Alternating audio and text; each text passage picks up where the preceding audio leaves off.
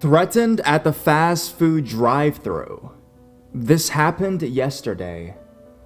TNTHs are my long days at school, and I decided to get Taco Bell for dinner. It's fairly close to home, plus I'm lazy.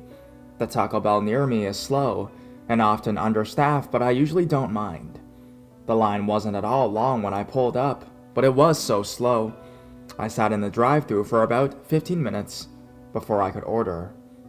I order and pull up a few feet, but I can't pull up anymore. The guy behind me motions me to move forward more, so I shake my head and point at the car ahead of me. He yells that I can pull up more, and I tell him that I won't pull right up against their car. He then gets out of his car. He's yelling at me that I'm dumb, and as he reaches my front bumper, I'm closing my window and making sure my doors are locked at this point. He yells, 1, 2, fucking 3, you have to pull ahead. Move your fucking car. I tell him, no, I'm not gonna pull my car butt up against theirs. And he calls me some slur. He storms back into his car. I crack my window back down at this point, and he yells, move your car, I'll move it for you. I don't care about my piece of crap car, and taps my fucking bumper. I'm livid, scared, and low-key having a panic attack at this point. I yell, did you just tap my fucking bumper? If you tap my fucking bumper, I'm calling the police and my insurance. But this was a lie.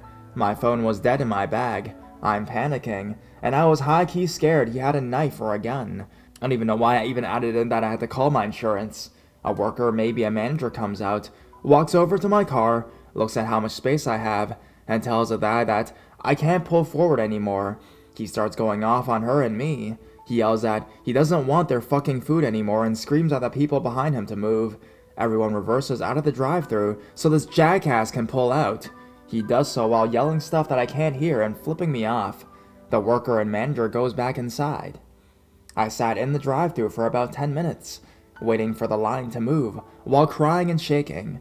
When I got to the window worker told me that they were sorry and that he wouldn't be allowed back. She asked me if I was okay, and I fought to hold back more tears. It was awkward. I paid for my food. They gave me free cinnamon twists and drove home still shaking. Apparently, bad things happen when I want fast food.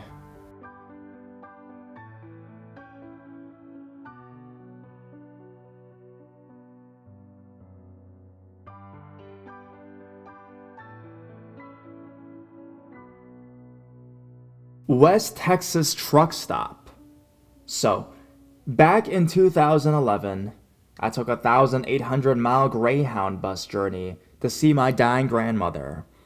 And I was on my way back home after the funeral when I decided that I couldn't take one more minute on the bus. When the bus stopped at a truck stop in the West Texas desert, about 100 miles away from my house, I decided to get off the bus and call home to get someone to pick me up. I sat in the attached Wendy's fast food restaurant while I was waiting a few hours on my ride. I was just staring off into the space when two men, one middle-aged and one around in their 20s, sat down right next to me. The middle-aged man struck up a conversation with me by pointing out the similarity in our tattoos. At the time, I had a Star of David on my chest, which has since been covered up, and he had a night sky on his arm with Star of David on a navy blue background.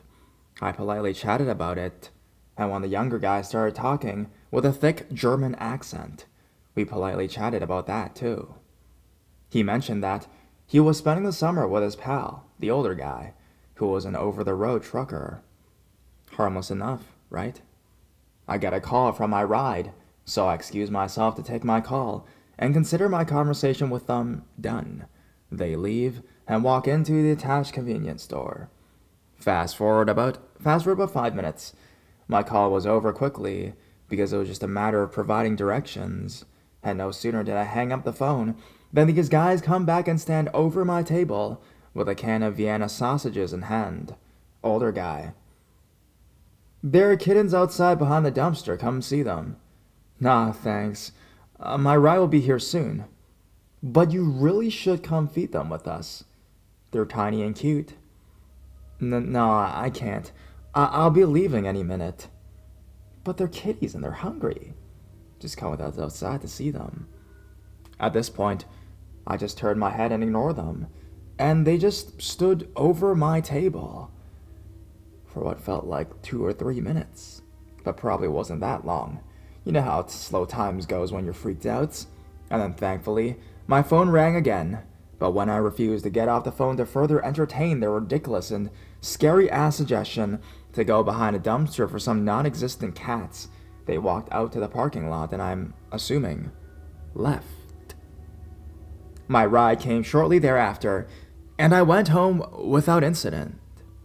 I was really creeped out by the whole thing, to the point that I read online news reports to see if any woman had been raped out there, and come to find out, Interstate 10 is notorious for women disappearing or being found dead, and there is even suspicions that serial killers have been active along this highway.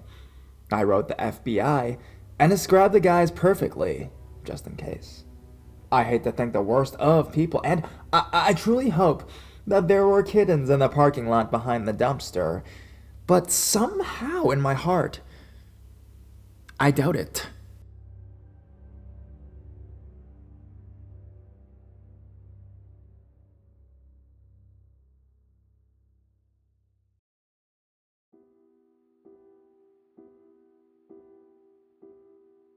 Can you help me with directions?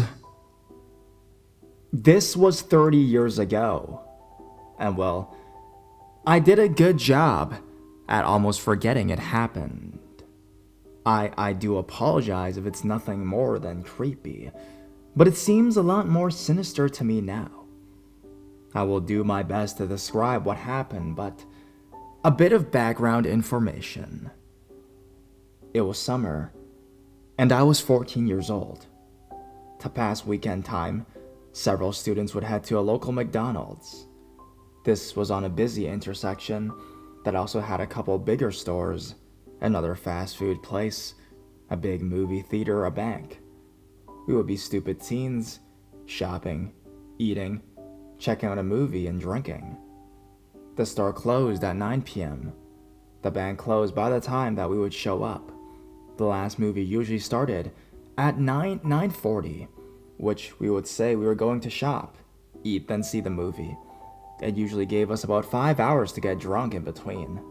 The amount of drunk teens was obviously a concern, as the McDonald's would contract an off-duty officer to be present in the restaurant. I do not recall police being called very often, although they would make their presence known. Finally, to the event. We were in a group of boys and girls, walking from the store back to McDonald's, and were in the small spot that was in between the parking lot of the store and the bank heading to the street we needed to cross. A car pulls into the lot, stops about 30 feet from us, and basically blocks the driveway out to the road. He opens either the window or the door. I really think it was the door, though, because it made everyone uneasy, especially with a sense of foreboding I experienced. "Excuse me, can you help me with directions?" Me being too helpful. "To where?" He must have lowered his voice, because I couldn't hear him, and had to walk closer to his car, down a short, steep hill.